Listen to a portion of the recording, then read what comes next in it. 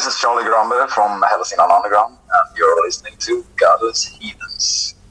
Lightning. Fire. Power of God or something. He died for our sins. That shall be his undoing. Hey, what is going on here? Shocking. Positively shocking. That's just funny. Fuck you. I love it when a plan comes together. Hey, come here. Hi. God damn it. Okay, now, if by any chance I get, like, flustered, when I'm hurling through space, and I pull the right one first. Oh, well, then you're gonna wind up looking like a well-done chili burger. They're gonna have to shovel you into a coffin. Find and fulfill your destiny. You bastard. Drop dead! Item 2 request. You remember one thing. You screw up just this much, you'll be flying a cargo plane full of rubber dog shit out of Hong Kong. I'm Larry. Fuck off, Larry. Thank you so much for doing this. Well, thank you for having me. Dude, appreciate you doing this. Just to start out, if it's cool today, if you could tell me and our listeners, it's pre-recorded, obviously it's not live or anything, but just a little bit about the band, and then we can talk about your all's new album and all that good stuff. Sure. Yeah, the band, it's called Hellsingland Underground, and we've been around, this is our 16th year. Oh, wow. Yeah, it was a Spanish magazine who said in a review last weekend that this is the hard rock veterans in Hellsingland Underground, and I was so happy to hear that, because that's awesome. What we have wanted to be all the time since we started out. I mean, we were all in our, some weren't even 30 when we started, but I was 35, so I thought I was a pretty old guy already, but I couldn't wait until turn into this really old bunch of geezers, that we become now. So, and this is our 6th album. We put out our first one in 2008. Yeah, oh, wow. 6 albums. We toured mainly Sweden, Germany, and most of all Spain. Spain is like our second home country. Oh, wow. We wish to be our first home country. We all plan on moving there someday.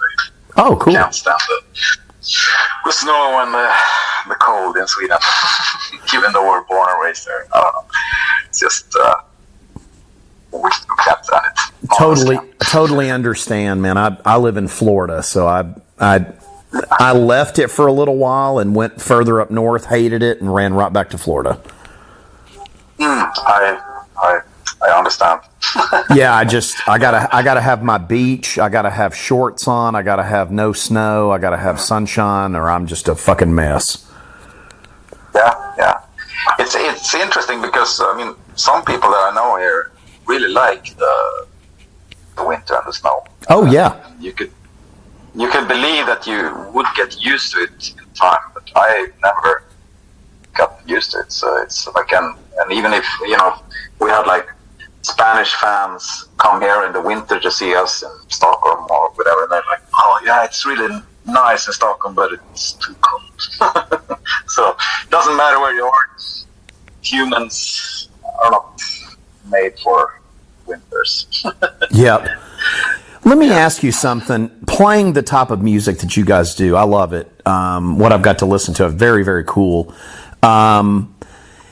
Is it interesting with the other types of different music that go on there in Stockholm? Is it interesting doing the type of music that you do, where you have a lot of these bands doing like heavier stuff, or just really just any type different music than what you guys do?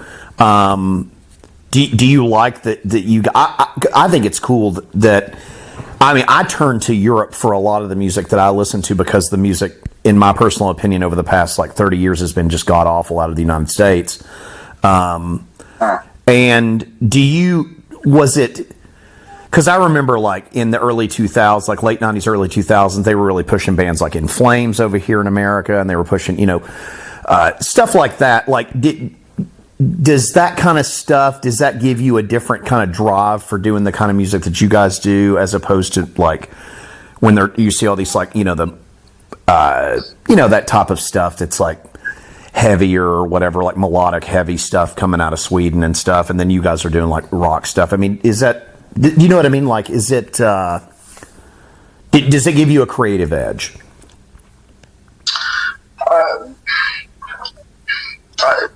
Do you mean like all those metal bands, if they give us Oh, no, I meant like, oh man, I think your band's a breath of fresh air. I love it. Like I said, I'm new to the band. I'm thrilled to talk with you today. But is it, what I mean is it like with all of that stuff, and you see that kind of stuff, and it's, it's popular with Dark Tranquility, that kind of stuff, but then you guys are doing like more like rock stuff. Is it, does it give you like a creative edge? I don't know. I mean, to start with, I think we're all in this band. We grew up as metal kids in the 80s. We all liked or loved Iron Maiden, Motorhead, Judas Priest, Metallica later on, and so on. So I think we come from that kind of background. We've all been playing in metal and punk bands and stuff like that. But I think what we all have in common in this band is that at some point in our lives, it happened for me when I was, because I was born and raised in the town where I now live again. It's called Ljusdal in Hellsingland, northern Sweden. But I couldn't wait to get out of here. When I was 18, I moved to Stockholm. To try to make it in music and stuff like that. And I was a drummer back then. I hadn't started singing yet, but it was a lot of metal and stuff like that. But something happened in that age, around 18, 20 something. I started discovering a lot of other types of music, and at first it was mainly, I was a hardcore. It was metal. I wasn't even into like those cheesier metal bands like Europe or Def Leppard that my friends liked. I hated that shit. It was like Motorhead, stuff like that. I was, when you're a kid, you're trying to be tough, even though absolutely. And then when I hit a certain age, I started to discover other like older rock bands like The Doors, Bob Dylan, Velvet Underground, stuff like that. And then kind of once I discovered that music, I kind of that's the kind of music I realized that I wanted to do. So it all changed from there. I think all the guys in the band has kind of a similar story, and going back to the metal scene in Sweden, we don't really care about those bands. It's great that they're doing it, and we know a lot of those guys. Bands. Of course. Nice people, but it's not really something that we want to be doing. Oh, I love it. I love when I found out, when I was listening to some of the album and even some of your older stuff, and I was like, wow, this is cool, because over here, that was like, late 90s, early 2000s, like, and I mentioned In Flames, but that was like something that I remember them like pushing when I worked in like a record store and blah, blah, and it's interesting to me to hear different bands, from a similar, especially like what you were saying, even a similar background doing different types of music. I thought that was really cool. Yeah, I think we have the exact same background as many of those bands, because I just saw a documentary about the Swedish metal scene, like Metal on Export or something like that. Like huge bands like In Flames that you mentioned, and Ghost, of course, and all the way back to Europe, and there's been a lot of successful Swedish metal bands, and it's funny when you listen to those guys. They tell how it was growing up in the 80s in Sweden. We had 2 channels of television, public service television, channel 1 and channel 2. Oh wow! And there was nothing going on. Also, only public radio, no commercial radio back then. So that all changed in the early 90s when we catched up with the world and stopped being a part of, right? I don't know, Eastern Germany or something. Right. Russia. It was really dull growing up in Sweden. There was nothing to do. A lot of my friends were into sports, playing football and stuff, but I was never into that. So it felt like music was the only escape, sort of, the only thing that I could think of doing. Right. And we also had like a very good, that I must give old DDR Sweden, we had a really good thing where you could go for free and take music lessons if you wanted to play the drums or guitar or whatever. So it's like a state-sponsored program that is actually still around, but I don't think it's as popular these days. Right. All of us have been to that. You learn to play. I think it was so weird. You had to start out with playing the flute. Oh, okay. Just to see if you really wanted to do this. You had to play a stupid wooden flute for a year, and then you could choose whatever instrument. Switch to what you wanted. Yeah, so all these metal guys started out playing a wooden flute. You can think about that when you hear their next. Oh my god! So, now, as far as doing stuff for the new album, when did you guys start writing the songs for the new album? We started writing them right before the pandemic hit. I mean, we had just put out our last album, 100 Years Nothing, in the fall of 2019. Okay. Then we're supposed to go on a tour, a Spanish tour in May of 2020, and we also had a little tour starting to build up in Germany and some festival in France and Swedish gigs, and what happened, everything got cancelled. So sure. In May, when we were supposed to be in Spain, we started to we were like, hey, what are we gonna do? Right. So, and we couldn't see each other because you weren't supposed to travel or anything. So we said that maybe we should start at least trying to do what everyone else was doing at the time, like sending files to each other, stuff like that. Right. But it didn't work out. I mean, it's maybe we're not that kind of band. We're used to being in a room together. There's a lot of the whole concept of this band is kind of built on a very strong friendship between us and the band. They're my best friends as well. So it was really, really boring to just sit over like Zoom meetings and try to send the stuff to each other instead of like meeting up. So it didn't work out that well. But so I think but we kept writing songs, and it wasn't until last year when it opened up a little bit, did a few like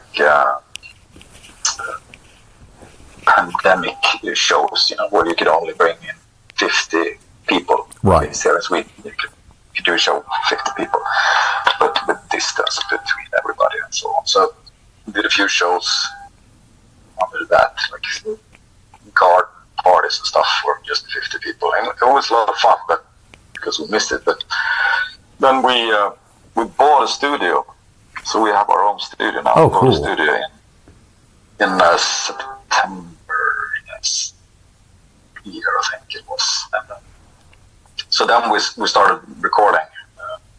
So that's about a year ago. That's got to be nice having your own studio to record in too. Yeah, it's a dream. It's a boy dream that you thought would never happen. no, it did. So it just happened to be. So it's because of the pandemic, actually. Because the guy who owned the studio, he moved to another town, but his intention was to still keep the studio. But he opened a restaurant with his new girlfriend, and the restaurant went really well until the pandemic hit, and then it went really bad. And so he had to get in some money to pay the taxes. So we got an offer to buy it from him for a really good price. It's almost embarrassing how cheap we got that studio, which is built like a really professional studio with everything you need in it. So we just, it's a big, you can get a symphony orchestra in there. It's located That's crazy. It's located on an old sawmill here. That is still active. So there's like, they're chopping up wood and stuff. There's a lot of wood here. Oh, wow. The whole town is built up on wood. So, and as far... Oh, I'm sorry. Go ahead. I just said that's where we record the album. So. Now, did you all produce and mix it yourself as well? Yeah, we did. I mean, I produced the last album, but then we had our old producer as a sound guy. So I've gotten more and more interested in that part of it. Nice. Lately, I was never interested in that before, but now this time we produced it all together. But we had this Jerry, one of the guitarists. He's going to some education, I don't know, in Stockholm, like a producer, music producer. Oh, wow. He knows his things, and he's been working with some pretty big Swedish artists. Oh, it's cool. Not big abroad, but big. So he's great. He mixed the whole thing, so we did everything by ourselves this time, and it felt good. So you produced the last one. Did you not produce this one then? It was Jerry? No, we produced it as a band. Oh, cool. So it says recorded and produced by Hellsingland Underground. Nice. I mean, it's got to feel good for you guys to be able to do it yourself. It's hands-on. Yeah, and you have to you can stop worrying about the money issue, which is always a issue when you record. Like, this is costing too much money. Okay, maybe we can set up this. This is okay, like that. It's like, okay, it's not all perfect, but it's almost there, But now we can just do another take and do it until we really think that we can't do it any better. So that was amazing. So feels really good. I'm really happy with this album. It's incredible. And as far as did you guys write more stuff that went onto the album? Do you have stuff left over, or did everything make it to the album? Yeah. No, I think we had 24 songs in the first batch, sort of, and mostly that's also different this time because on the first albums I wrote most of the songs myself, and then I just showed the other guys.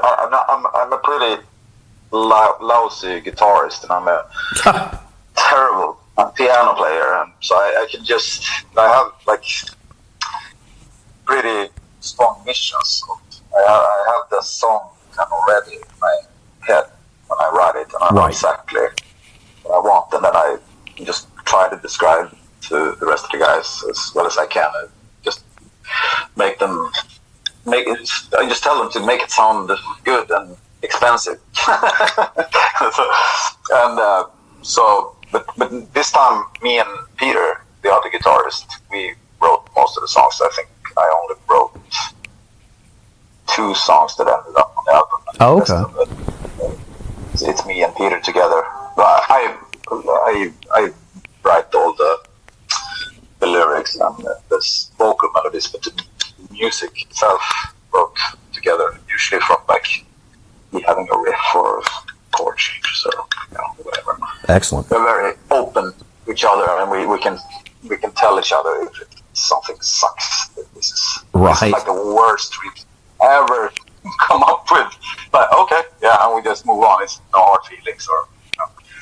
I think it's very, very open kind of working relationship. He's also my best friend, so it's awesome. It works really good. And I like writing with others. It's just great. We've written some before, but it's became more and more. I think from now on we're gonna keep on writing together because I think it turned out better. That's fantastic. What about the cover art for the new album? What about it? What can you tell? It's interesting. I was just going to ask you exactly what was going on there.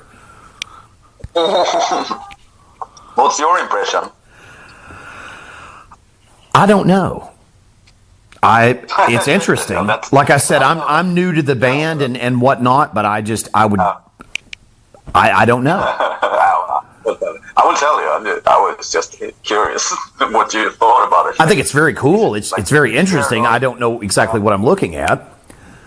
Well, that's great. That's exactly the reaction I wanted from it. So that's awesome. Awesome. I mean, I've been doing record covers for like more than 20 years. Wow. For all kinds of bands. I did the latest Helicopters. Have you ever seen that? Oh, what? Really? That one. Yeah. Oh, cool. So I made a lot of metal bands, like a lot of like really dark stuff, black metal. What else have you done? I bet I've seen a bunch of your art. Oh, so much. But lately, I did Helicopters, Diamond Dogs, a Swedish band. Oh yeah, I know who they are. I made their cover. Oh, cool. And another band, like a really old band called The Boppers. It's like 50s, like Elvis kind of rhythm and blues stuff. Really big in Sweden. That's cool. Yeah, and more. I should think of something famous that you know. Yeah, I made a single for the Cardigan. You remember that? Yeah. I made some EP for Backyard Babies. Okay, I know who that is. Yeah, a lot of stuff. Oh, that's incredible, man. That's got to be a pretty sweet gig. Yeah, I love it. So, of course, then I made all our record covers except for the last 100 Years Nothing. I made my friend because okay. I just want to have someone else coming in fresh and do something. Because you tend to get so picky when it's your own cover. Of course, sure. Not that I'm not picky with others, but it's kind of easier. It's like, is this really right? But okay, back to this cover. When we knew that the album was going to be called Endless Optimism, I just brainstormed around that. I laid awake at night. It's like, what do I want to do? I had a different ideas that I can't even remember now. But I've been like followed by this couple of Jehovah's Witnesses for a couple of years now. Oh, okay. Not that they haven't been stalking me, but sort of. I mean, I made the mistake of letting them inside my house once because I thought it was interesting to actually talk to someone who is that religious, and so I let them in, and they were nice people, but they were impossible to discuss these things with. But I just found them really fascinating and interesting. So they just kept coming back and giving me those little folders or like small books called the Watchtower. Yeah. Swedish. With all these weird paintings and, like Vision of Heaven or something where, tigers with zebras and, families are all together and everything is so cuddly and happy. And it's something that it's really kind of disturbing at the same time with those images. But I was really inspired. It's like, I'm going to use this someday. Right. I just kept them. I actually, like, I stopped letting them inside my house, so I was like, I don't have the time now. But they just I got months, every 6 months, every other month or something. So it's really inspired by, like, Jehovah's Witness art, but it's some kind of darker twist to it, I guess. I don't know. And you have this guy in the background that had this, like, smirk on his face. That's actually my son. Oh, that's cool. But he doesn't look that evil. I told him, like, okay, make your most evil look you can do, but he still looks so kind. So I Google up Damon from the Omen movie. Oh yeah, of course. Yeah, I was like, what makes this kid look so totally evil? And it's something with his nose is so like much up towards his eyes. He has a very tall upper lip, and that makes him look like a dog almost, animal like. So I just took my son's face and I just moved up his nose, and then I pushed down the eyebrows. That the classic evil predator look, kind of. So and then I used my daughter climbing on a lion that I found. Oh, that's cool. For the page there. So there's a lot of things going on here. I have it in front of me now. It's it's inspired by the Jehovah's Witnesses, but it's I think I wanted that reaction that you just said. That, like, I don't know. I mean, it's abstract. It's like I wasn't sure what I was. I mean, it's very cool, and but I didn't know exactly what I was looking at. I think it's you could see it as. I mean, it's the title also. It's I think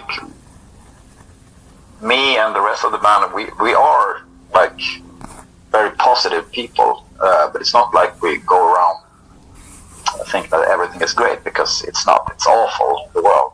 Sure. It's like it's plague and there's wars, like climate change and all shit going on at the same time. So, but I think at the same time, us as humans have some kind of endless optimism. We always think that it's going to turn out okay, and then, like, don't worry about it. It's like we can move to Mars or whatever. There's, we don't need to change anything. Of course. I just want to keep eating my bacon. Which I do as well. I love pizza, veggie, but it's just who we are. And us as a band, I think we still believe after 16 years that the best is yet to come, and the best album of ours has been written. And so I think we just keep on doing this, even though it's not about money in the music business, at least for a rock band anymore. So it's not about that. It's just something that needs to be done for whatever in our lives. Sure, of course. That's the only thing we know. Are you guys planning any shows at the end of this year or next year, a tour or festival things or whatnot? Not that. We just had a sold-out release party in Stockholm. Oh wow! Friday. Cool. Yeah, so that was our first sold-out show in Stockholm. We arranged it ourselves. We rented a big, like a boat, like a cruiser boat. So we brought a lot of people. It felt like a drunken pirate ship. It was like the owners came up to me afterwards and he told me that we have never sold so much beer. I don't know. You're audience is a very thirsty bunch. Like, yeah. That's funny. Told you that before. So, let's do this again in a year. That's we have a book tour in Spain in April. We have toured Spain a lot and done big festivals and stuff there as well. So that's like our, as I told you, our second home country. But then we have some, like threads out here and there. We have some shows in Sweden as well, but it's kind of hard these days to do a proper tour of Sweden because it changed so much from when we started out. We did a week-long tour of Sweden this summer, which was really great. Some festivals and some like outdoor things because everyone wants to go out in the summer. It's like play this park, like a free concert at the Katrina Home City paid for like 3,000 people. Oh wow! There. We played similar concert here in my hometown. It's like a garden. It's like they sell flowers and stuff, but they also have a stage and a lot of bars and stuff with it. So it's mostly, I think, for a band of our size, it's mostly in Sweden. It's mostly venues like that. It's hard to tour enter Sweden to money that makes it worth stuff. But yeah, we will definitely play. We have some shows here in Sweden. Maybe Finland. I haven't been to Finland yet, so we have a booking company that was interested in work with us. So we'll see what happens. It's just very open at the moment. And then we have some special, really special type of concerts that I can't tell you about yet, but it's going to be fantastic. That's awesome. It's a secret. Yeah. I was going to ask you, have you guys ever played in the States before? No, I just had that. I talked to a journalist from Atlanta before you went. Oh, okay. He asked the same thing. But that has been our big main goal since day one in this band to come to the States and play because we think we could do it well there. There's an audience. I mean, we have fans from the States, but it's kind of a big leap. Like for all Swedish bands, like when they get to tour the States, they already have made it big in Sweden or maybe the rest of Europe. But, right. We're there yet, or maybe we will ever be. I don't know.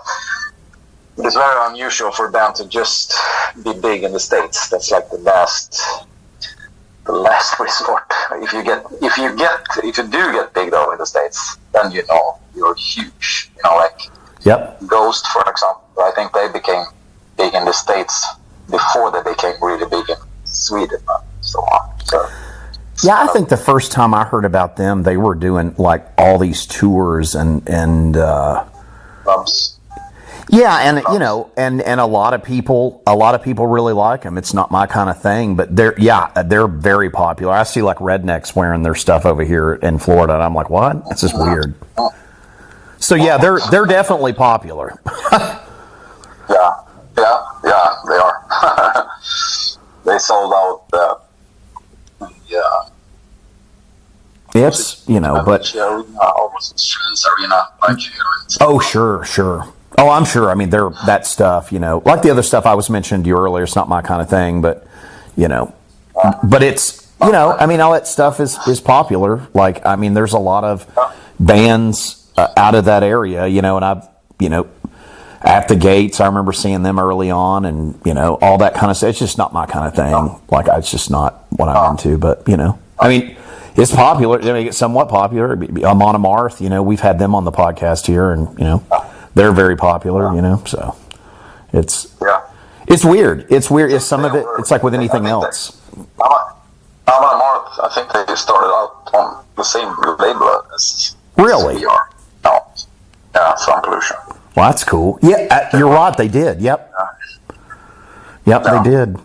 A lot of those bands have not Ghost, though. I think that they had their goals set much higher from the beginning. So, but Sound Pollution is it's great record company who work with many bands that turn really big, like Sabaton, is one example. Oh yeah, yep, yep. Really big. They started out in Sound Pollution. So. Yeah, I believe you're right about that too. They were on there too. Yep. So that's crazy. Well, dude, started out there as well. Oh yeah, that's wild. Yeah. Well, they lose them when they get too big. That's their problem. Yep. But they also say that. Yeah, but then when their career is fading, they come back. Yep. So that's a clear indicator when if you have been on Sound Pollution, then I've signed with like Warner or Sony or whatever, and you come back, you know that your career is on the way down. Oh no. Funny. Dude, look, I love the record. I love the band. Thank you so much for taking the time to do this today. I think it's really, really cool, and I appreciate your time. And you're welcome. Cracker Jack timing, Wang. Total concentration. You ready, Jack? I was born ready.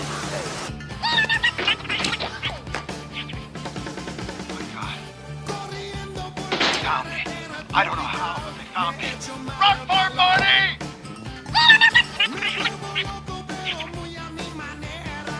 Oh my God. They found me. I don't know how, but they found me. Run for it, Marty! Doc, take us out.